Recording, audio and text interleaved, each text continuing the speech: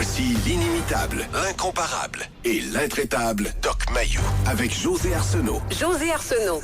Cette émission s'adresse à un public averti. Au réseau Cogeco, vous écoutez Doc Mayou et José. Doc Mayou et José Arsenault.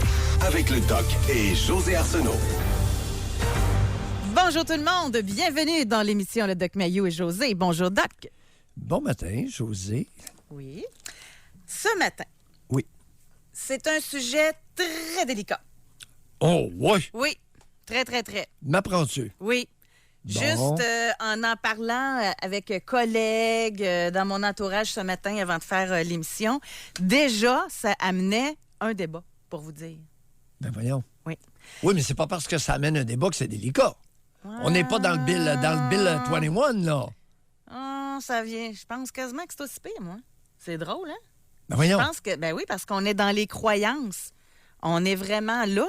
Parce qu'aujourd'hui, on va le dire tout de suite pour ceux qui n'ont pas regardé notre page Facebook, le Doc Mayou et José, pour voir quel sujet nous allions aborder aujourd'hui.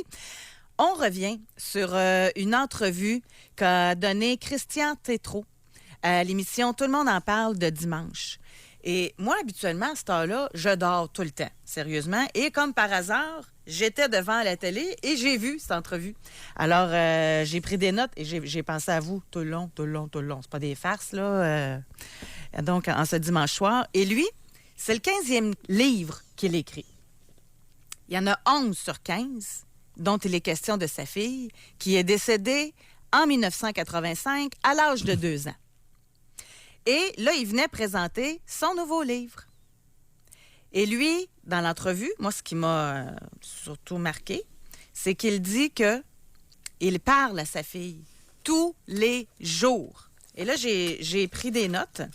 Et de toute façon, j'ai mis un article qui relate tous les propos qu'il a dit. Là. Mais il partage des bribes de conversation dans son livre qu'il a eu avec sa fille. OK? Et il dit, « Un enfant, ça ne meurt pas. » Il dit, « En passant, je ne suis pas un illuminé. » Il dit que sa fille vit à l'intérieur de lui. Et il dit également que c'est une force intérieure qui le dirige, qu'il entretient une vraie relation avec une vraie personne qui influence toute son existence. Et il parle de tout avec elle. Puis elle lui répond. Qu'est-ce qu'elle lui dit? Ben, tu sais, exemple, à un moment donné... Est-ce qu'il mentionne, sérieusement parlant? Il parle de tout, là. C'est parce qu'à un moment donné, dans l'entrevue, tu sais, il jase avec elle. Il dit, j'ai l'impression qu'en écrivant encore sur toi, t'as-tu l'impression que je me sers de toi? Fait que lui, elle a répondu, ben, elle dit, écoute, elle dit, les écrivains, les auteurs, ils écrivent sur leur passion. Moi, je suis ta passion, donc c'est normal que tu écrives sur moi, tu sais, exemple. Oh, ben, t'as peu, là. Tu sais, elle y répond, là. Oui, mais il y a quelque chose qui marche pas, là. Elle est morte à 2 ans. Oui, exactement. Sauf qu'il parle à un concept qui évolue à travers le temps. Ah, elle a comme grandi. Dans l'espace-temps, l'âge n'a plus d'importance. Ah, elle a grandi, même si elle est morte. Vous auriez dû voir le non-verbal de Denise Bombardier. Juste pour ça, ça valait la peine de regarder l'émission. Ben là...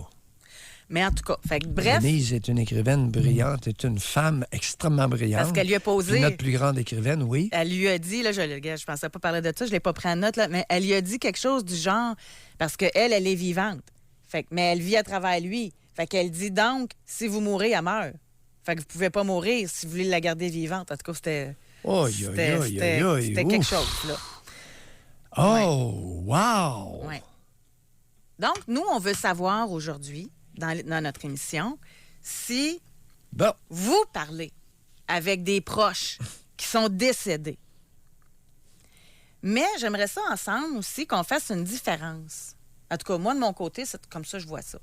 Avoir une pensée, une nostalgie pour un proche qui est décédé, c'est une chose. Mais comme lui, il dit, ça influence toute son existence. Je pense qu'il est là le problème. En tout respect, là. Il est là le problème. Tu sais, quand tu prends des décisions en fonction du décédé... On va demander à nos auditeurs où est le problème. Bien, Pour des auditeurs, premièrement, c'est y en a-tu un problème, Doc? Oui, y en a-tu un? Et quel est-il? Il y a beaucoup d'auditeurs qui parlent aux proches, là, décédés. Quand ça va mal, qui demandent de l'aide. Quand ils n'ont pas confiance en eux, qui demandent de l'aide. Quand ils veulent réussir un projet, qui demandent de l'aide. Oui. Puis moi, ce que je trouve triste, c'est qu'ils approprient la résultante à l'être décédé, pas à eux.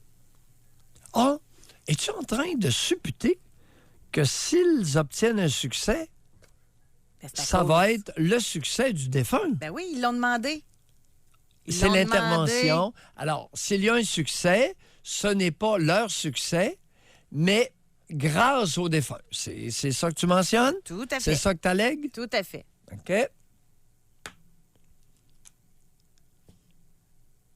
Mais selon moi, bien, on va commencer comme ça. Ben oui, on va aller sonder les cœurs. On là, va, parce que aller, moi, on je va veux- commencer par le début. Oui, Au 25-226, oui. votre âge et votre genre. Est-ce que vous parlez à un mort? OK. OK? Parlez-vous à un proche décédé? À un proche décédé, quel qu'il soit. C'est OK. ça. Est-ce que vous parlez? Est-ce que vous croyez à ça? Là? Parlez-vous aux morts? Ben oui, c'est pas, Et c'est en pas que- c'est passant, pas une moi, question de croyance. moi, c'était Le la- faites-vous. Ben oui. Ben moi, ben c'est ça. C'est ça, c'est pas une question de croyance. C'est Mais c'est par un comportement. contre, j'aimerais ça avoir un complément d'information parce que moi, c'était nouveau que. Moi, j'ai avec Christian Tétrault, c'est la première fois que j'entendais qu'il répondait. Là. Fait que, avez-vous. Tu sais, parlez-vous aux morts, c'est une chose comme question, puis comme sous-question, il vous répond-tu? Tu sais, est-ce qu'il vous exauce? Est-ce qu'il vous donne des conseils? Est-ce que. On va y aller au fond, là. Il amène cette donnée-là supplémentaire, lui, là. Pourquoi ils l'ont invité à Tout le monde en parle? Ben, il venait de sortir son livre. Hein? OK. OK. Puis en plus, tu sais, il y avait du jus, là, parce qu'il écoute. il a parlé de son alcoolisme aussi, que là, il est sobre depuis 530 jours. Ah! Oh! Oh! Ah bon? C'est ça. Puis son alcoolisme, c'est dû, entre autres, à la mort de sa fille. Qu'il dit. Ah, non, ben, Et Guy a attends, Lepage de dire, ça se comprend. Hein, vous avez manqué tout un show, là? Non, non, non, je n'ai rien manqué. Sais-tu pourquoi? Je peux t'écouter. Et je ne l'ai pas vu. Alors, je vais être à l'écoute. Je ne l'ai pas vu. Lâchez-vous, je ne l'ai pas vu. Parfois, c'est mieux que je ne l'ai pas vu. Je bois tes paroles, j'écoute, je prends des notes, j'écris ce que tu dis. Mais on peut même commencer tout de suite en allant au téléphone. On va parler avec Emmanuel qui nous appelle de Trois-Rivières. Bonjour, Emmanuel. Oui, bonjour. Emmanuel, Vous avez quel âge? 26. OK. Et vous, est-ce que vous parlez à un proche décédé? Oui, justement, je parle avec ma mère décédée. Je lui demande conseil, je lui demande de l'aide, là. oui. Elle est décédée, ça fait combien de temps, Emmanuel, votre mère? Elle est décédée à l'âge de 44 ans en 2012. Donc, OK. ça fait 7 ans. Et, Le 24 mai 2012, oui. attendez un peu, vous avez 26 ans, vous aviez 19 ans. 18 ans, en fait, je m'en allais sur mes 19. OK. À 18 ans, votre mère décède. Et elle est décédée de quoi? Racontez-nous. Parlez-nous d'elle. En fait, ce qui s'est passé, c'est qu'elle est décédée d'une crise cardiaque d'un ACV. Puis moi, je me rappelle comme si c'était hier. Les polices sont comme rentrés dans ma porte de chambre, puis ils pensaient que c'était moi qui faisais la crise cardiaque. Puis j'ai comme vu ma mère à terre, morte sur le plancher, en train de se faire réanimer par les policiers. Puis quoi, c'est votre père qui avait appelé les ambulanciers, c'est ça? Oui, elle a dit au secours. Le dernier mot en fait, elle a appelé les urgences, puis elle a dit carrément au secours d'un sens. Puis c'est le dernier mot qu'elle a dit. Oui, mais Emmanuel, il y a quelque chose qui est inhabituel. Vous êtes dans votre chambre Je et vous... dormais. Non, mais regardez. Ça a pris combien de temps avec que les policiers arrivent suite à l'appel de votre père? De ma mère, je sais pas. Je sais pas. Non, mais c'est pas votre sa mère qui a appelé les Elle policiers. a appelé au secours, c'est ça? Oui, elle a appelé au secours. C'est Ah, elle c'est qui a vrai. appelé, c'est ça? Puis elle a dit Et- au secours. OK, Oui. OK. Oh, votre mère dit au secours. Et votre père est où? Mon père, il était pas là. Ah, OK. Ah, OK, je viens de comprendre.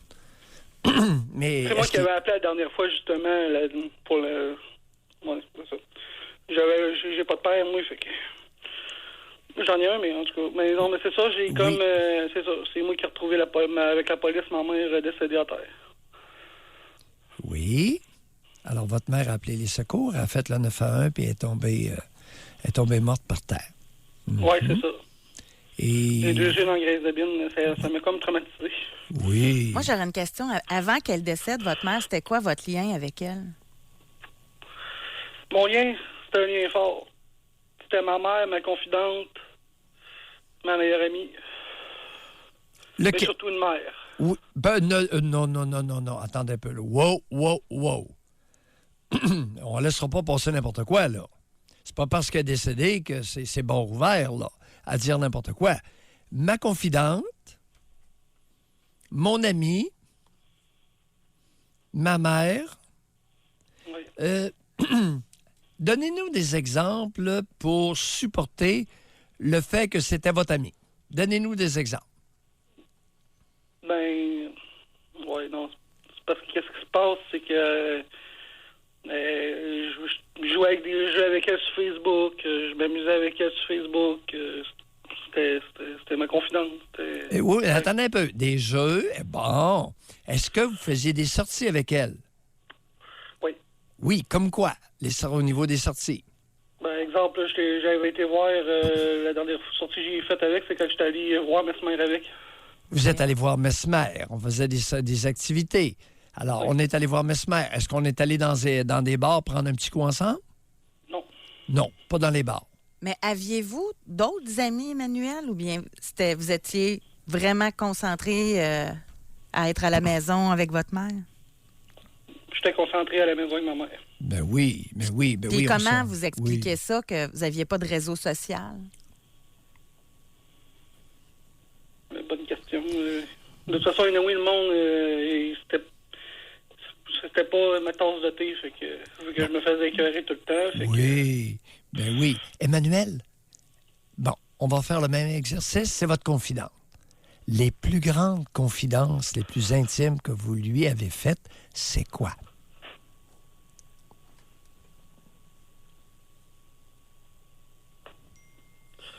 Ben, j'y comptais toutes. Est-ce que vous lui avez parlé de votre sexualité? Oui. Racontez. Ben, c'est pas moi, en fait, qu'on a commencé à en parler. Je sortais avec une fille, puis à un moment donné, c'est elle qui m'avait dit que si j'avais besoin de condom, d'aller avoir. Oui. Vous aviez quel âge à ce moment-là? 16-17 ans. À 16-17 ans, maman achète les condoms. Non, en fait, on n'a pas eu besoin d'acheter, là, mais bon. Vous lui... Oui. Pas... Et qu'est-ce que vous lui avez confié sur le plan sexuel? Ben, j'ai rien compté sur le plan sexuel, quasiment. Là. Pardon? J'ai presque rien compté sur le plan sexuel parce que c'était privé, là. Parce que non. Là, non, on peut pas avoir une confidente et lui taire nos problèmes sexuels. Ça marche pas, là. Là, vous avez été cachotier. Oui. Ouais, on a été cachotier. Maman a pas tout su. Non. Non. Elle savait pas que j'étais bisexuel. Fait que... Et on y a caché ça? Oui. Emmanuel, qu'est-ce qu'on va faire avec ça? On a caché à maman chérie notre bisexualité. Oui. Aïe aïe. Puis là, on l'appelle ma confidente, mon amie, puis on lui cache ça. S'il avait fallu qu'elle le découvre. Mais si elle n'était pas morte, qu'est-ce qui serait arrivé? Elle m'aurait pas jugé, ça, c'est sûr. Ah. Et là, Emmanuel, depuis qu'elle est décédée en 2012, est-ce que vous vous êtes refait un réseau social, des amis? Oui, ça, oui. J'étais aménagé à Trois-Rivières, puis depuis ce temps-là, j'ai des amis, j'ai pas mal d'amis. Là. Bien, Emmanuel, êtes-vous sûr de ce que vous venez de dire? Oui. Vous en avez combien d'amis? J'en ai 5 à peu près. 5. Et à qui vous demandez conseil? Ben, ça dépend, là. Il y a quelques amis, là. Je demande pas conseil à tout le monde, là, mais... Vous nous avez dit d'entrée de jeu que vous demandiez conseil à votre mère décédée. Oui. Et Mais là, ça se tient pas trop, là, Emmanuel. Vous avez 26 ans. Quand est-ce que vous projetez devenir un homme?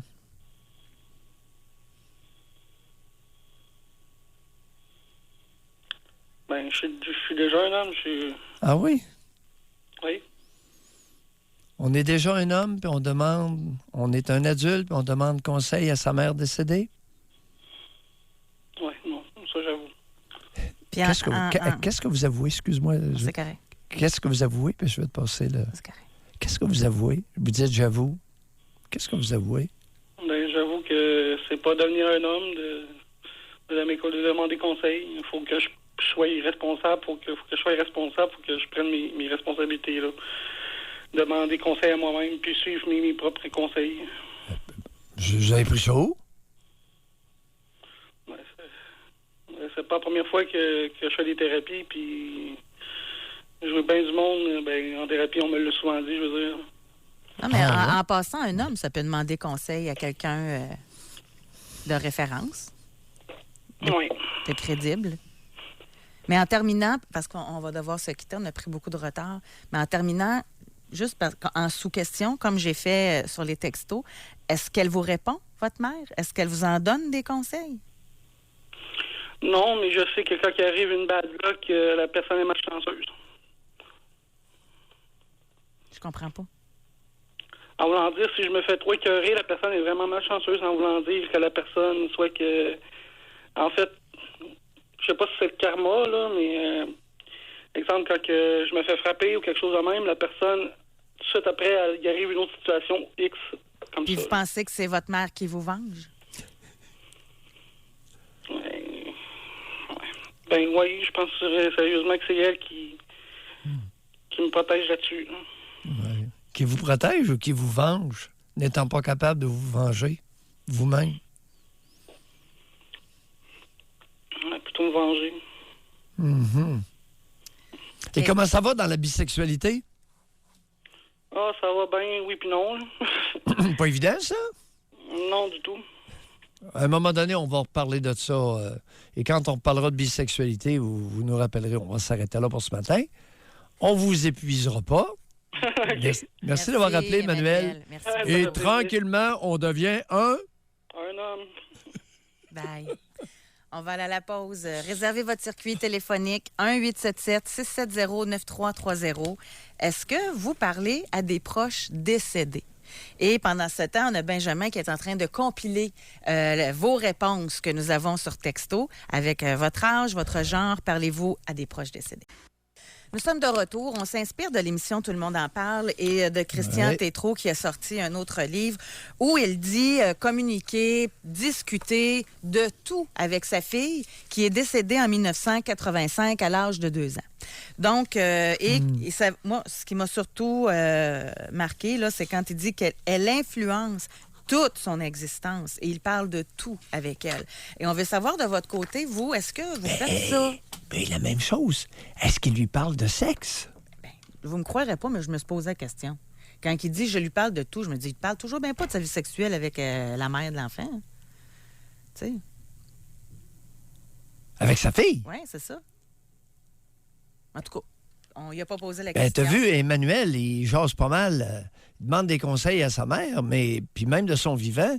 Écoute, il a tué sa bisexualité. C'était sa confidente, son ami, puis on sort ensemble, on va voir Mesmer, mais on se garde une petite gêne. D'accord pour les condoms, mais ça n'a pas dépassé les condoms. Oh, mais en même temps, je pense que c'est normal, ça. Parliez-vous de votre vie sexuelle avec vos parents, vous? Non, oui, mais moi, je demandais pas conseil à grand-mère. OK.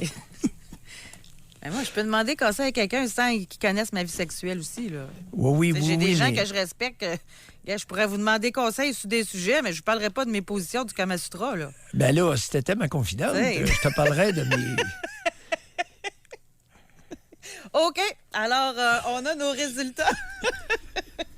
Nos résultats, notre question qu'on a posée pour bien établir là, dans notre auditoire. Est-ce que les gens parle à des proches défunts. Alors, Benjamin, qu'est-ce que ça donne? Oui, d'abord, d'entrée de jeu, il faut que je vous dise qu'on a eu plus du double de réponses en provenance de femmes. Que ce soit des oui ou des non, ce sont surtout des femmes qui nous ont répondu. OK. Et 62 d'entre elles disent parler à des proches décédés, alors que chez les quelques hommes qui nous ont répondu, on parle de 27 qui disent parler avec des proches qui sont décédés. Ah, mais sont-tu plates, les maudits hommes? Merci, Benjamin. Bien né. Mais je pense que c'est très genré. Ça m'étonne pas à tout, moi, ça. Ah, mais les hommes sont plates? J'ose pas. Plus rationnel. Jeannette Bertrand a raison. Non, La plus grosse- rationnel. Payette a raison. Les hommes au Québec, ça parle pas. Ils parlent même pas aux morts. Mais c'est qui le premier appel qu'on a eu dans l'émission? Je vous l'ai remarqué. C'est un homme! Là, il n'y en a pas d'autres. Ils ont toutes peur d'appeler, là. Puis je les comprends. Parlez-vous aux morts. Hein? Bonne chance, hein? 1-877-670-9330. Moi, j'aimerais ça savoir. Exemple. OK? On a une femme de 25 ans. Oui. Elle dit, je parle très souvent à ma défunte grand-mère. Elle me guide dans mes choix de vie et je ressens sa présence très souvent. Bon. me Ça, guide. ce que j'aimerais savoir, c'est ça. Appelez-nous. Concrètement, là, Oui. c'est quoi elle me guide? Me guide, je ressens sa présence.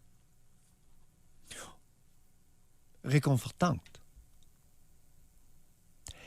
Je vais vous poser une question. En quel honneur qu'une femme de 25 ans aurait besoin de réconfort de sa grand-mère décédée? As-tu idée? J'aimerais ça qu'elle nous appelle et qu'elle nous l'explique. Alors, vous dites que votre grand-mère vous guide puis que vous ressentez sa présence. Moi, la première question qui me vient à l'esprit, pourquoi pas votre mère qui vous guiderait et que vous sentiriez sa présence? Pourquoi ce ne serait pas votre mère qui fait ça? Tu sais, comme Je sais pas, une question que je me pose comme ça en passant. on en a un, Oui. là, ici. Oui. Bon, donc, quel numéro je peux appeler, là? C'est le 1-877-670-9330. OK. Bon, là, j'espère que Christian Tétrault va vous poursuivre pour se servir de lui, pour vous faire valoir dans vos grandes théories dont vous seul détient la vérité. Je vais écrire à... Là, il me manque à qui qu'elle va écrire. Ça va sûrement être à lui, là. By the way, quelle théorie ai-je énoncée concernant Christian Tétrault? Chère auditrice, c'est une auditrice qui écrit ça? Oui, oui. Bon, chère auditrice, Christian Tétrault publiquement s'est affiché dans les propos que José a Ben oui, mentionnés. il est allé à Tout le monde en parle pour en parler. Et c'est public. Puis en passant, vous ne l'avez pas traité de rien, là. Vous avez même pas fait son analyse, là. Et je l'ai pas entendu. Fait que vous avez rien dit, vous, sur Christian Tétrault. Mais quelle est ma théorie sur Christian Tétrault? Bon. J'ai pas entendu ce qu'il a dit, madame l'auditrice. Très bien. Gars, moi, je parle souvent à mon père pour Oui. m'aider lors d'obstacles. Je suis Oui. un homme de 50 ans du Bas-Saint-Laurent. Oui. Un autre homme, Attends, 48. va pas trop vite. Lui, il parle à son père pour l'aider lorsqu'il est dans le trouble, face à des problèmes, à des obstacles. C'est ça. Autre homme, 48. Oui. Lui, il parle à ses parents et leur demande de veiller sur ses 2 enfants. Ah, OK. Fait qu'il y a des hommes, là, en passant. Merci d'écrire, là. Du gardiennage. Alors là, on utilise les défunts. On va rester à l'écoute, hein? Et c'est ça, irrespectueux. On demande aux gens de nous écrire, on va respecter. Oui, mais j'essaie de mettre ça... D'accord. Là, ça veut dire quoi? Monsieur, appelez-nous. Qu'est-ce que vous voulez dire lorsque vous dites « je demande aux C'est des défunts protégés, de protéger les enfants, j'imagine. » Oui, mais... Qu'il leur arrive rien de mal. Qui plus est? Oui, mais concrètement, c'est la concrétude qui m'anime. Et moi, personnellement, Oui, ce qui m'intéresserait de savoir, oui. c'est donc vous attribuer un certain pouvoir. Ça veut dire que la mort nous donnera un pouvoir. Tu sais, Ben oui. quand ils étaient vivants, vous leur demandiez pas de veiller sur vos enfants, exemple. Mais là, c'est qu'ils sont morts, vous demandez qu'ils veillent sur vos enfants. Fait que je suis très sérieuse, là. comment vous expliquez que quand on meurt, on devient avec des pouvoirs de protection là, sur les autres? Oui. Pouvoir d'enlever la maladie, pouvoir d'aider lors d'un obstacle, pouvoir, ça veut De dire... guider. De guider. Ma grand-mère me guide. Fait que, c'est ça. Fait que ça, j'aimerais ça, vraiment, respectueusement, là, que vous tentiez de l'expliquer. Ben oui. OK. On va aller au téléphone. On va parler avec Sylvie qui nous appelle de Sherbrooke. Bonjour, Sylvie. Bonjour. Sylvie. Bonjour. José, je veux juste répondre à la question que tu viens de poser. Oui. Je crois que, personnellement, c'est une observation qui est personnelle. Je crois que quand on demande conseil ou guérissez-moi ou peu importe là, la maladie, peu importe la situation, je crois que la croyance est que quand une personne décède, automatiquement, on croit que c'est un ange. Ah, OK. Fait que là, ben, un ange, ça guérit tout, un ange, ça protège, un ange, tu sais, comprenez-vous? Fait que non. le corps qui meurt, après ça, l'âme devient un ange. Ben oui, c'est ce que je pense. Fait que Ben, donc, je dis donc pas que j'y devient crois, avec là, des je dis pas que j'y pouvoirs. crois, là. Donc, Pardon? devient avec des pouvoirs, là. Ben oui, probablement. Mais moi, je crois pas à ça, là. OK. Mais c'est probablement une croyance populaire, je sais pas. Croyance populaire ou croyance féminine? Ah, féminine?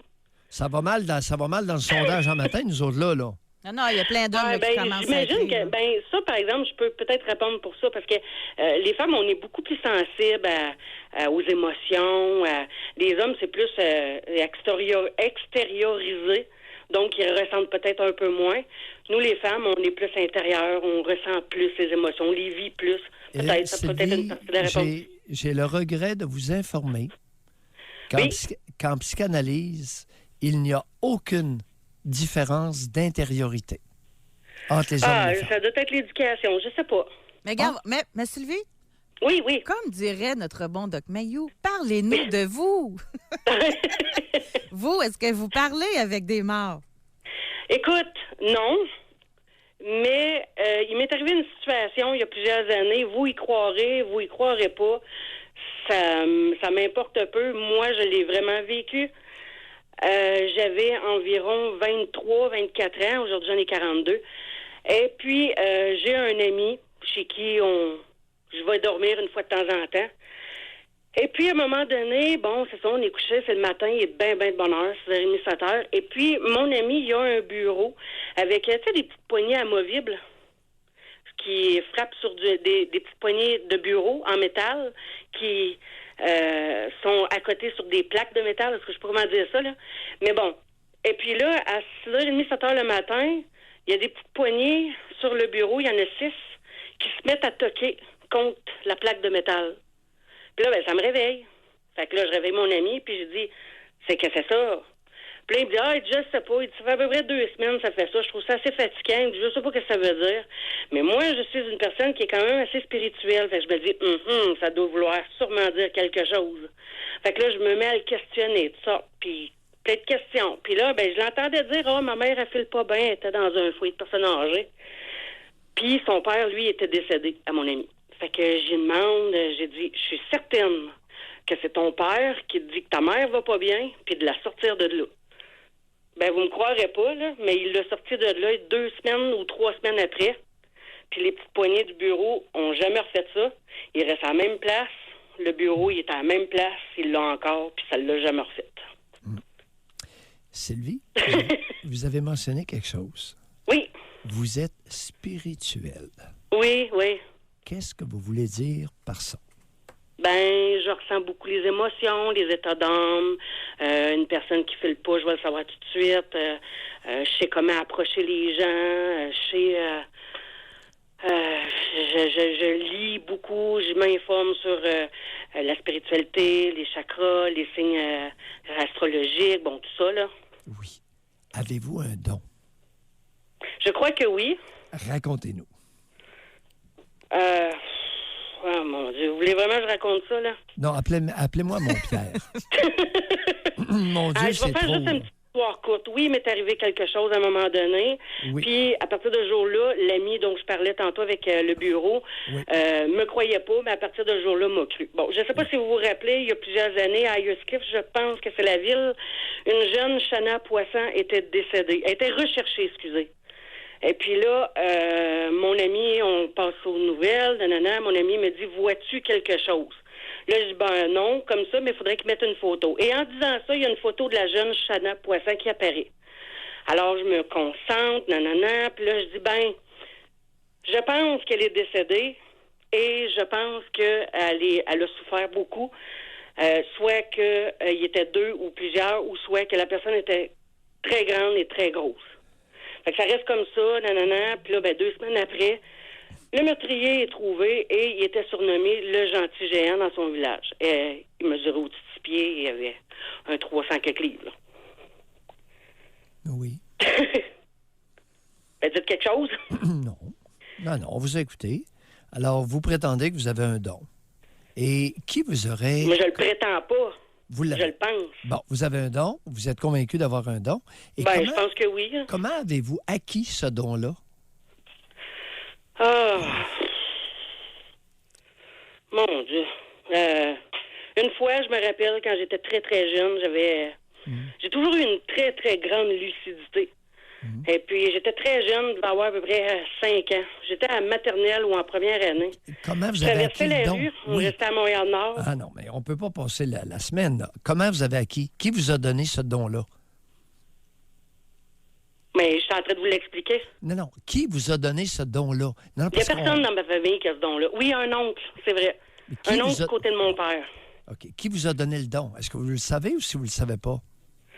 J'ai ça depuis que je suis née, je pense. OK, c'est de naissance. OK. Bon, c'était ça la question. Sylvie, d'habitude, là, on sort pour la pause à 10h56, à 9h56, puis là, il est 10h06. On est super en retard. OK. On va se quitter là-dessus. Merci. Oui, c'est bon. Bye, Merci. Bye, Sylvie. Donc, on va à la pause immédiatement.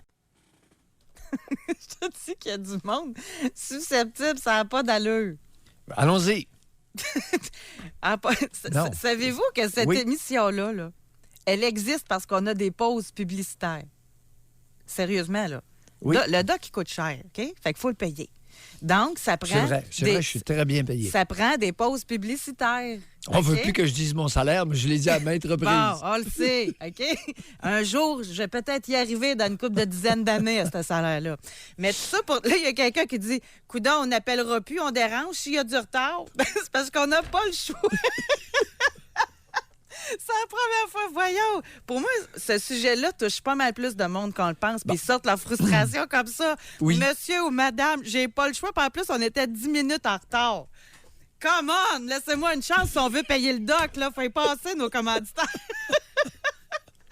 Aïe, aïe, aïe. OK, on va Et poursuivre. la dame tout à l'heure, qui a écrit, puis qui a fait référence à des menaces de poursuite. Madame, je sais que le sujet est comme José vous a prévenu, que le sujet était délicat, très délicat, a-t-elle dit. Pas pour moi, pour elle. José considère que c'est très délicat. Ben, on le voit, la réaction, là. Je pense qu'elle a des bonnes raisons. Mais, madame, s'il vous plaît, la dernière chose à faire avec moi, c'est de me menacer d'une poursuite pour me faire taire. Vous n'êtes pas sur la bonne voie et avec la bonne personne. Changez de track. Je parle pour moi. Donc, on va continuer. Oui. Benjamin, on va continuer. On va aller au téléphone. On va parler avec Sandra qui nous appelle du Bas-Saint-Laurent. Bonjour, Sandra. Bonjour à vous. Sandra. Oui. On vous écoute. Merci. Écoutez, moi, je parle à ma grand-mère qui est décédée. Ça fait combien de temps qu'elle est décédée? Ça fait exactement 5 ans. OK. Oui. Et depuis ce jour, je lui parle. Puis vous lui parlez de quoi? On parle de choses très rigolotes. Moi, c'est rien de... Je sais pas de lui accorder des pouvoirs ou de la consulter là, quand ça va vraiment mal dans ma vie ou que j'ai des obstacles. C'est plutôt dans la vie de tous les jours. Là, je passe à balayeuse, puis là, ben non, je me dis, où c'est que j'ai mis ça? Puis là, je dis, grandement, tu m'as encore joué un tour. Où c'est que tu as mis ça? Alors que je sais que c'est très bien que c'est moi qui l'ai perdu, là. Mais je lui attribue, parce que c'était une joueuse de tour. Fait que là, c'est comme si je jouais un peu avec. Puis ça me permet d'entretenir encore comme un petit lien avec elle. Puis pour moi, c'est comme important. Ça fait partie de ma vie. Bon. Puis, en tout cas, je me suis fait dire que c'était pas nécessairement malsain. Je sais pas qu'est-ce que le docteur en pense. Sandra, vous avez quel âge? J'ai 36 ans. Vous avez 36 ans. Et vous venez de dire un mot-clé. Oui. Vous venez de dire, pour moi, c'est important. Ouais. Tout est là. OK. Allons-y, on vous écoute. En quoi est-ce important? C'est important pour moi de continuer à la faire vivre d'une certaine façon. Oui. Et je vous explique. J'étais pas si près de ça de ma grand-mère dû à la distance. Oui. On s'appelait pas nécessairement, mais quand on se voyait, on était toujours heureux, puis c'était toujours dans des grandes fêtes familiales où est-ce qu'elle était toujours impliquée, soit dans... Justement, elle organisait ça, la bonne nourriture, puis tout ça. Elle avait toujours une petite blague à portée de main. Puis, c'était toujours dans un univers très joyeux. Oui. Donc, moi, ça me fait du bien de me recréer cet univers-là, peut-être quand j'ai des petits blues. Mais pourquoi sentez-vous le besoin de recréer cet univers-là? Qu'est-ce qui manque dans votre vie actuelle pour que vous soyez autant porté au quotidien à recréer cette vie-là? Je vous dirais que c'est peut-être parce que j'habite seule depuis longtemps. Ouais. Ça fait quand même 4 ans que j'habite seule. Oui. Que c'est ça, je n'ai pas de conjoint, mais j'ai beaucoup d'amis. Mais en tout cas, je vais faire une histoire courte. Moi, je suis invalide, puis c'est ça, mes amis travaillent. Donc, j'ai beaucoup de temps à consacrer à moi-même. Donc, vous êtes invalide de quoi, fibromyalgie, puis maladie mentale. Ben, c'est-à-dire maladie mentale, comme quoi? Bipolarité type 2. Oui. Et concrètement, ça vous empêche de faire quoi, ça? Cette bipolarité-là, type 2? Type 2, c'est ça, c'est que j'ai fait beaucoup de dépression. Ouais. Puis, ça m'empêchait de faire du in and out tant au travail. J'ai fait beaucoup d'anxiété. Dans le fond, c'est beaucoup de comorbidités qui sont liées à ça, à la bipolarité, anxiété. J'ai fait beaucoup de crises de panique, même au travail. J'ai eu des problèmes au niveau même de mes sphincters. Je me suis échappée au travail. J'ai uriné sur moi. Ça a été très difficile. Là. Quel genre de travail vous faisiez, Sandra? Moi, je travaillais dans le domaine juridique. Vous étiez... moi, j'étais technicienne juridique. J'ai fait un bac en droit, mais je n'ai pas fait le barreau. Aïe, aïe, aïe. Puis là, vous vivez seul, isolé. Avez-vous un animal de compagnie? Oui, j'ai un chat. Est-ce que c'est assez? Je dirais pas qu'il prend une grande place dans ma vie, mais je dirais que sans cet animal-là, je trouverais les journées longues. Oui. Ça me fait une certaine présence. Voilà. Est-ce que vous avez déjà eu un chien? Jamais. À réfléchir. Bye, Sandra. Bye. Bye. Bye, je vous remercie infiniment. On va reprendre notre retard tout de suite, OK? On va aller à la pause. Après ça, on va revenir avec tout le temps nécessaire pour parler avec Mélodie, à qui on a demandé d'appeler. C'est la jeune femme de 25 ans qui disait qu'elle parlait avec sa grand-mère et qu'elle la guidait. Oui. Donc, on va en savoir davantage. Et on a également France qui est en attente pour nous parler. Jusqu'à 11h, vous écoutez Doc Mayou et José Arsenault. Avec le Doc et José Arsenault. Il est 10h22, on vient de reprendre notre temps, alors nous pouvons souffler un petit peu et prendre le temps d'écouter Mélodie qui nous appelle de Chicoutimi. Bonjour Mélodie. Bonjour, vous allez bien? Oui, Mélodie. on va vous demander de baisser votre radio, s'il vous plaît. Oui. Parfait. Alors donc, vous parlez avec votre grand-mère décédée. Oui, en fait, je vais rectifier un petit peu, je vais préciser qu'est-ce que je veux dire par là. En fait, moi, Oui. je lui parle. Oui. Puis, elle, j'ai le sentiment profond qu'elle me guide dans mes choix. On s'entend que je lui parle pas de vive voix, là. J'ai pas de don à ce niveau-là, mais c'est vraiment là dans la manière qu'elle me guide à travers mes choix dans la vie que je ressens qu'elle parle avec moi, dans le fond. Oui. Vous avez mentionné par écrit tout à l'heure que vous sentiez sa présence. Oui, en fait, j'avais vraiment une relation très, très, très fusionnelle avec ma grand-mère lorsqu'elle est décédée en 2017. Oui. Je l'ai accompagnée jusqu'à son dernier souffle à la maison Notre-Dame à Chicoutimi. Oui. Elle avait un cancer des poumons, elle était encore lucide jusqu'à sa dernière journée. Puis j'ai dormi avec elle à côté d'elle. On a toujours été très fusionnels. Puis depuis que je suis toute jeune, on est 3 enfants dans ma famille. On était 3 petits-enfants pour elle. Elle me disait toujours que j'étais sa préférée. Elle me disait ça dans l'oreille.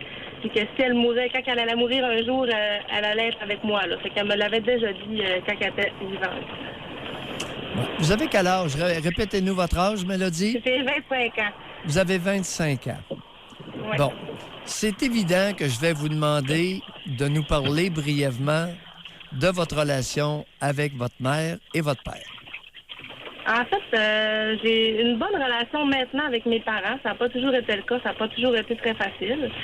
Puis, en fait, ma relation la plus fusionnelle, maternelle, c'était avec ma grand-mère que je l'avais. Donc, côté affectif, la personne qui me disait le plus qu'il m'aimait, qui me flattait, qui était vraiment là pour m'écouter, c'est vraiment plus ma grand-mère. Même si je m'entends super bien avec ma mère aujourd'hui, là, beaucoup plus que quand j'étais plus jeune. Là. Mélodie, Oui. on va faire attention pour ne pas se mentir à soi-même. Là. Je vous écoute. Qu'est-ce qui vous fait rire? Ben en fait, ça me fait rire parce que je me mens pas moi-même. En fait, je pense qu'on a toutes des expériences différentes dans la vie. Puis même si c'est ma mère ou ma grand-mère, ça change pas que la relation peut être quand même plus proche avec l'une que l'autre. Oui, on comprend. Mais là, vous dites que c'est votre grand-mère qui vous aimait. C'est votre grand-mère qui vous flattait. Elle était où, votre mère, pendant que votre grand-mère vous aimait et vous flattait? Ben c'est ça, c'est quand j'étais plus jeune un petit peu, là, qu'on pourrait dire à l'adolescence, là, c'était vraiment un petit peu plus houleux là, avec ma mère, en fait, là, au niveau de nos deux caractères qui étaient un petit peu tous les deux explosifs. Là. Mélodie. À l'adolescence, votre grand-mère, je suis pas sûr qu'elle vous flattait beaucoup. Elle vous flattait avant l'adolescence. Non, mais tu sais, qu'est-ce que je veux dire par flatter? Oui. Je veux dire, admettons qu'on est assis côte à côte, la main sur la cuisse, le contact physique. Oui. C'est tout le temps là, une présence réconfortante. Là. Oui. Elle a commencé à quel âge, votre grand-mère, à être réconfortante pour vous? Ça a toujours été le cas depuis le plus loin que je me souviens. Depuis, C'est-à-dire? C'est-à-dire le plus loin que je peux me souvenir dans l'âge de me souvenir. Là. C'est-à-dire, dans votre cas? Je vous dirais environ peut-être mes plus vieux souvenirs, 7-8 ans. Bon. Eh boy! Ils sont pas vieux, vos souvenirs, vous, Mélodie? Bon. Avant ça, c'était pas vraiment marquant. C'était plus, je dirais, environ de cet âge-là. Qu'est-ce qui s'est passé à 7-8 ans dans votre vie? Ben rien d'exceptionnel, rien de particulier. C'est juste que nos chemins étaient vraiment plus proches à moi et elle que je pourrais dire avec ma mère. Oui, qu'est-ce qui s'est passé avec votre mère? Qu'est-ce qui est arrivé à votre mère quand vous aviez 7-8 ans? Ben en fait, c'est pas vraiment à cet âge-là précisément. C'est juste que moi, j'ai toujours eu un petit peu des problèmes de comportement quand j'étais plus jeune. J'étais quand même un enfant difficile. Puis, de là, ma relation qui était un petit peu plus difficile avec ma mère. Bon. Mais votre problème de comportement fonctionnait pas pour éloigner votre grand-mère. Non. Mélodie, ma grand-mère, soyez prudente de ne pas trop vous mentir à vous-même. Ça va vous desservir. Êtes-vous mère d'enfant actuellement? Oui, je suis maman. Quel âge a votre enfant? Il y a 1 an et demi, en fait, je suis tombée enceinte très peu de temps après la mort de ma grand-mère. Ouais. Est-ce que vous faites garder votre bébé par votre mère? Oui. À quelle fréquence? Je vous dirais peut-être une fois par mois. Là. Ça dépend. Ça dépend du besoin.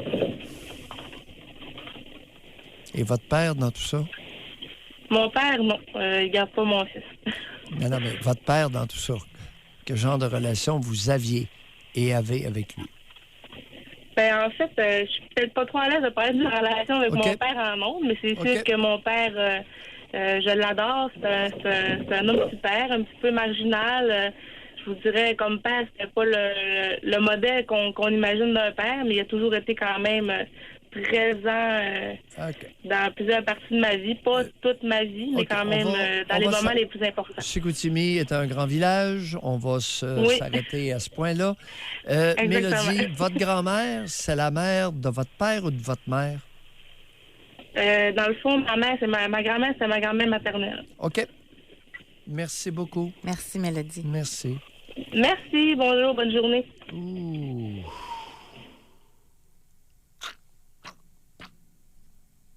C'est hallucinant jusqu'à quel point vont les femmes québécoises pour protéger l'incompétence maternelle.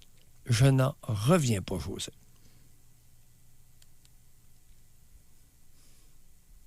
Est-ce que c'est comme ça dans les autres cultures? Je n'en ai aucune raison. C'est un sujet qui est tabou.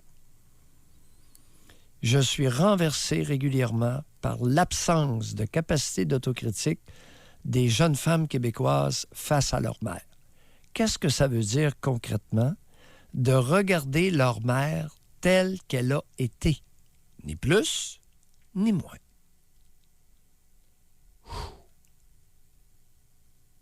On le voit dans tous nos sujets. Incroyable.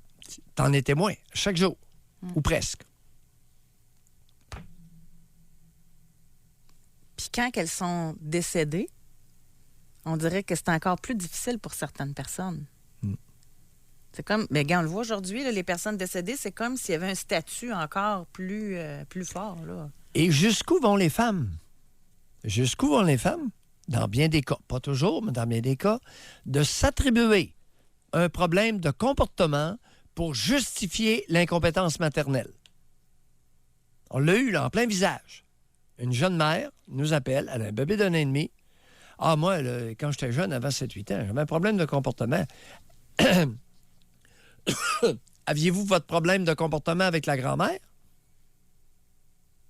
Elle était la même avec sa grand-mère qu'avec sa mère.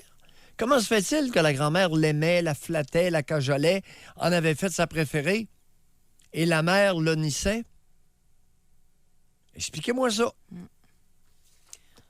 On va aller à la pause, Doc. On va parler avec Karen et France qui parlent avec des proches décédés. Est-ce que vous parlez avec des proches qui sont décédés? On va parler avec Karen. Bonjour. Oui, bonjour. Karine.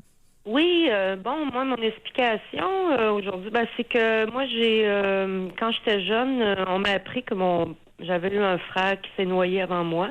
Oui. Décédé. Donc, je sais pas, j'étais jeune, je me suis mis à être attirée vers ce frère décédé-là et à lui parler. J'ai grandi. Moi, je suis pas pratiquante. Les religions, je me méfie, sauf que j'ai adopté certaines philosophies, comme le bouddhisme puis Jésus. Ok, j'aime bien leur philosophie de vie. Donc, moi, ça s'est produit au courant de ma jeunesse, mon adolescence. C'est que je parlais avec mon frère, j'ai jamais senti sa présence. Sauf que moi, j'ai quand même eu des synchronicités. Oui. Par exemple, je me posais des questions et à un moment donné, je rencontre quelqu'un, on se met à parler et il me dit une réponse d'une question que je me posais durant la journée. Oui. Bon, toutes des petites choses comme ça, tout le long de ma vie, puis je me fie encore beaucoup au synchronisme. Oui. Et votre explication est à l'effet que... Je peux pas dire si c'est vraiment mon frère ou une entité supérieure qui lui agit ou je sais pas. Une entité supérieure comme... Oui. Moi, je crois plus à la conscience collective, à la conscience individuelle, l'effet de tout ça, là. Alors, Karine, quel âge avez-vous? 48. Ah, 48 ans. Et on est dans la philosophie bouddhiste. Et... Oui, j'ai étudié un peu les religions. Je suis curieuse de savoir. Oui, Puis, oui. Qu'est-ce que vous pensez de ça, les bouddhistes qui... les bouddhistes, j'aime, puis j'aime pas. Attendez, mais... Karine, Oui. qu'est-ce que j'allais vous poser comme question? Leur style de vie? Pas tout. Non, OK. Non. Il y a un élément chez les bouddhistes, puis ça s'est passé au Tibet, c'est que les bouddhistes n'ont pas le droit de se défendre lorsqu'ils sont attaqués. Oui, je sais. Comment vous trouvez ça? Moche. Moi, je suis pas d'accord avec cette philosophie-là. Ah, OK. Non. OK. J'aime pas leur inaction. Je suis pas quelqu'un qui... Le bouddhisme, j'ai aimé, mais j'aime pas leur inaction. Oui, c'est bien dit. Leur inaction, ça leur a valu d'être occupés sans aucune riposte par la Chine, d'être envahis, puis d'être quasi expulsés de leur pays. Vous vous souvenez du Dalai Lama qui est venu pleurer dans les jupes de l'Amérique? Oui, je sais. Bon, oui, je merci. sais. C'est pour ça que j'ai... Oui, merci, Karine. Merci. Hey, on a un premier homme au téléphone. Non, on a Emmanuel tantôt, mais c'est parce que les hommes sont plus rares aujourd'hui, là. On va parler avec Denis qui nous appelle de l'Outaouais. Bonjour. Bonjour, comment ça va? Denis. On vous écoute. Ah oui.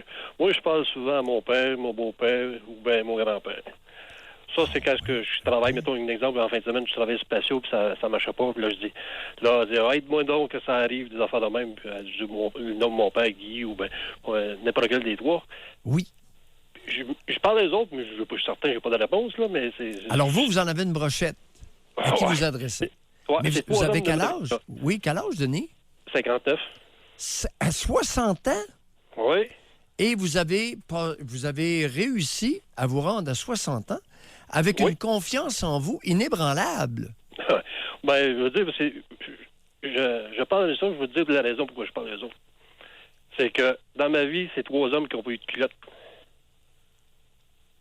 Okay. Puis quand il dit, dans ma vie que j'ai eue, ils n'ont pas eu de culotte, il dit, quand je parle des autres, c'est le temps qu'ils me redonnaient un peu. Ouais. Puis là, vous pensez qu'ils ont atteint un statut de... Oh non, c'est juste me défouler, là, ça. Oui. Denis? Oui. Confiance en vous, inébranlable. Vous avez compris que j'étais sarcastique? Ben oui, je sais. Vous avez très bien compris. En quel honneur que 59 ans, vous n'avez pas réussi à acquérir plus de confiance en vous-même que ça? Ben, j'ai encore de la crotte sur le cœur. Parce que dans le vivant, je ne l'ai pas dit que Quelle crotte avez-vous sur le cœur? Ben, j'ai coupé les ponts, puis qu'il est décédé, on n'a pas eu le temps de s'expliquer. Ouais. Parlez-nous de la relation avec votre génitrice. Avec mon père? Non, votre mère, votre génitrice. Oh, Seigneur, ça fait 20 quelques années que je n'y parle plus. Non, mais regardez, pourquoi vous invoquez le Seigneur quand on veut parler de ouais, votre je ne suis pas le Seigneur. Non, le problème est là. Elle vous a amputé. Elle vous a amputé de votre masculinité, puis vous blâmez le bonhomme. Bon, oui, le bonhomme avait pas de culotte, mais votre mère avait les ciseaux, puis avait le couteau. Oui. Bye, Denis. OK. 2 temps, 3 mouvements, José. Fait qu'il faut regarder ailleurs des fois. Mais aussi, aux côtés. Il faut regarder aux alentours. Le bonhomme, le beau-père et le grand-père, c'était des sans-culottes, mais pas... Qui les avait déculottés? Les bonnes femmes. Puis qui avait la paire de ciseaux pour couper le masculin? Peut-être qu'il n'était pas masculin non plus, puis qu'elle les a pris comme ça. Ben, disons que c'était... Ça a pris un couteau à patate. Vous donnez beaucoup de pouvoir aux femmes. Oh oui. Allez, oh oui. Oh, que si je leur en donne. Seigneur, comme a dit Denis. On poursuit? Tu vois l'invocation, l'incantation féminine. Hey, le gars nous parle de Seigneur. Ben oui, on sait où est le problème. On s'en va à Bois-Châtel, là. On va parler avec France. Bonjour, France. Bonjour. France. Moi, j'ai beaucoup de mes proches qui sont décédés tragiquement. Oui. Ma sœur est décédée le 10 de juillet de cette année. Oui. Elle avait 62 ans. Oui. Elle est décédée d'un cancer en l'espace d'un mois et demi. Oui. Je lui ai tenu la main jusqu'en dernier, puis même après. Et je lui parle beaucoup. Ben oui. Parce que je lui demande, surtout dans ce temps-ci, je vis beaucoup de grosses étapes dans ma vie. Oui. Et je lui demande, dans ce temps-ci, de sauver mon petit chien. Ben oui. Qu'est-ce qu'il y a, le petit chien? Il a le cancer du foie. Bon. Quelle sorte que c'est, quelle race? C'est un Jack Russell. Un petit Jack... Arrêtez donc! Un petit Jack Russell. Mais pour moi, il est, comment dirais-je ça, donc important dans ma vie. Ben, je comprends. Un Jack Russell, ça prend de la place, n'est-ce pas, France? Oui, puis s'il part, ça va être mort dans la maison. France. Mon mari vit encore, mais... France. Oui. Qu'est-ce qu'on fait quand un Jack Russell décède à 13 ans? Ah, je ne sais pas. On va s'en chercher un autre? Et j'aimerais ça, mais mon état de santé ne me le permet pas parce que le Jack Russell a besoin de beaucoup d'exercice. Oui. Ouais, prenez-en un plus tranquille. Il faudrait que j'en ai un plus tranquille, oui. Bon. Ben oui, il y en a des races de chiens qui ont besoin de moins d'exercice que d'autres. Oui, ben oui. Un petit bichon. Qu'est-ce que ça dirait, un petit bichon? C'est trop tranquille. Ah, ben là. Puis votre conjoint, lui, il est trop tranquille, lui aussi? Oh, lui, il est inerte. Ah. Ben, France. Inerte. France. Inertie. Il y a un petit bichon. Quel âge avez-vous? Moi, j'ai 65 ans. 65, un petit bichon, vous auriez beaucoup de plaisir. Bye, France. Merci de votre rappel. Bye-bye. Ben, je suis rendu un conseiller animalier. Mais, écoute, il faut connaître... J'avais toujours l'habitude, au début, il y a bien des années, j'appelais ça un Jack Daniel. OK. À un moment donné, quelqu'un me regarde. Non, il dit Jack Russell. Parce que j'avais vu les bouteilles de scotch américain, les bouteilles de whisky américain, le Jack Daniel. Je les appelais des Jack Daniel.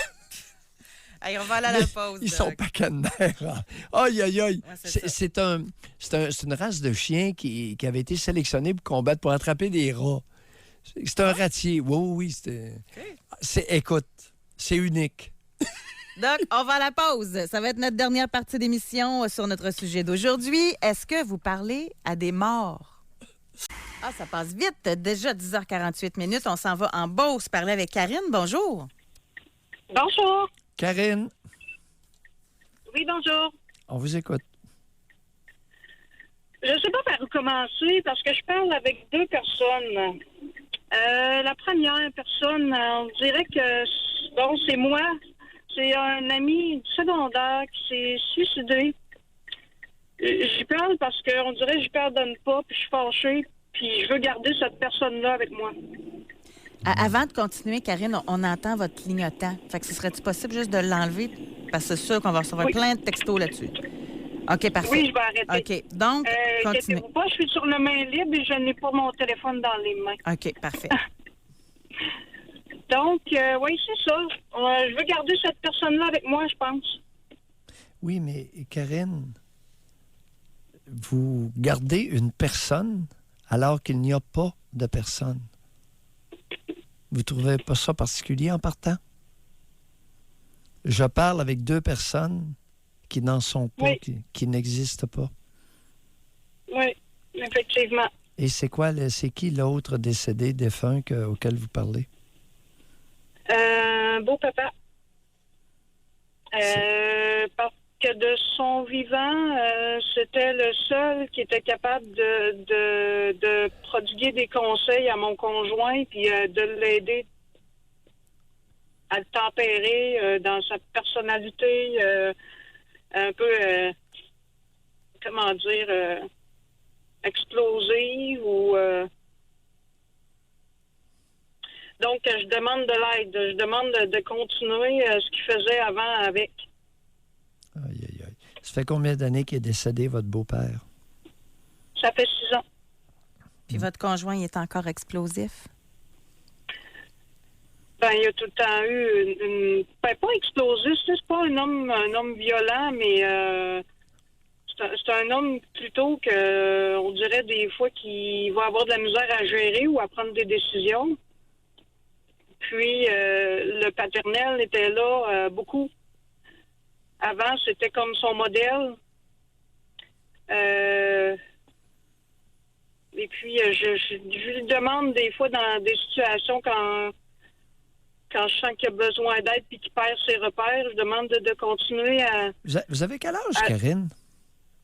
32. Oh boy! Et votre conjoint, à quel âge? 32 aussi. C'est un homme de 32 ans. Donnez-nous des exemples sans trop le rendre identifiable. Quel genre de comportement ou quel genre de décision qu'il n'est pas capable de prendre depuis que son père est décédé? Oh mon Dieu, c'est une bonne question. Par exemple, de changer de maison, des grosses décisions comme ça que papa avait du vécu, puis je l'appelle papa, excusez. Le papa avait du vécu. Oui. Puis il était un homme bien placé, un homme... oui. Bref, même c'est un modèle pour moi aussi. J'ai pas eu la chance de le connaître longtemps. Est-ce qu'on peut dire que c'est un homme qui avait un bon jugement? Ah oui, exactement. Bon, c'est un homme qui ça. avait... Parce que c'est Oui. un homme... Et le jugement permet de prendre des décisions. Votre conjoint, dans quelle sphère il œuvre? Sans trop l'identifier? Il est en affaires. Il a son entreprise. Ah bon? Puis il n'y a pas le jugement de son père? Non, pas encore. Il n'y a pas la sagesse. Puis dans l'entreprise, es-tu capable de prendre des décisions ou c'est au niveau personnel que c'est plus difficile? Oui, non, ça va super bien dans l'entreprise. Oui, je pense que c'est au niveau personnel. Oh boy, de quoi? Non, comme Essayer d'améliorer la situation physique, s'entraîner, faire de l'exercice, prendre moins de boissons. prend un petit coup? Oui. Et son père le restreignait au niveau de l'alcool? Je ne sais pas. Je pense qu'il voyait tellement son père comme un modèle qu'il voudrait... Il buvait moins? Oui. Cannabis? Non, plus maintenant. Depuis un bon 7 ans. OK. Et il a arrêté de se droguer grâce à qui? Sa volonté de suivre son modèle, probablement. Ouais. D'être une meilleure personne. Est-ce qu'il en prend beaucoup de boissons? Oui. À tous les jours? Oui. OK. On n'ira pas plus loin parce que là, ça... Eh boy. On comprend votre point. Mais l'histoire de l'ami du secondaire suicidé, là, vous en allez où avec ça? M'en va nulle part. Il faudrait que je le pardonne, je pense, puis que je le laisse aller. Non. Écoutez, il y a un problème, là. Non. On ne prendra pas des solutions aussi erronées, là. Est-ce que vous auriez avantage à vous méfier vous-même de votre propre jugement? Parce que l'histoire de l'ami du secondaire suicidé auquel vous parlez, là, c'est pas l'idée du siècle, ça, là. Puis j'ai aucune idée. Est-ce qu'il y a quelqu'un auquel... quelqu'un qui est digne de confiance, avec qui vous pourriez parler de cette histoire-là? Parce qu'il y a anguille sous roche, là. C'est pas normal, ça, là. Non? Non. Est-ce que votre conjoint est au courant que vous parlez à votre ami du secondaire suicidé? Non. Ah, OK.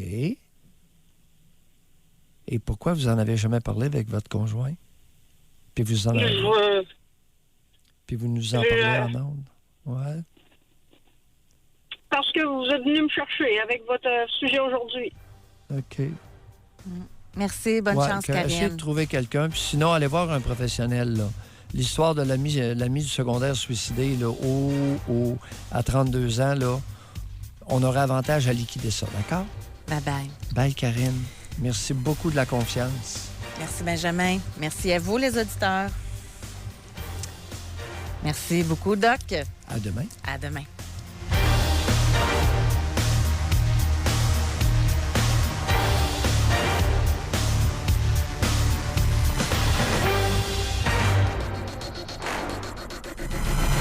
Soyez là demain, 9h30. Pour une autre édition du Doc Mayou et José. Avec Doc Mayou et José Arsenault.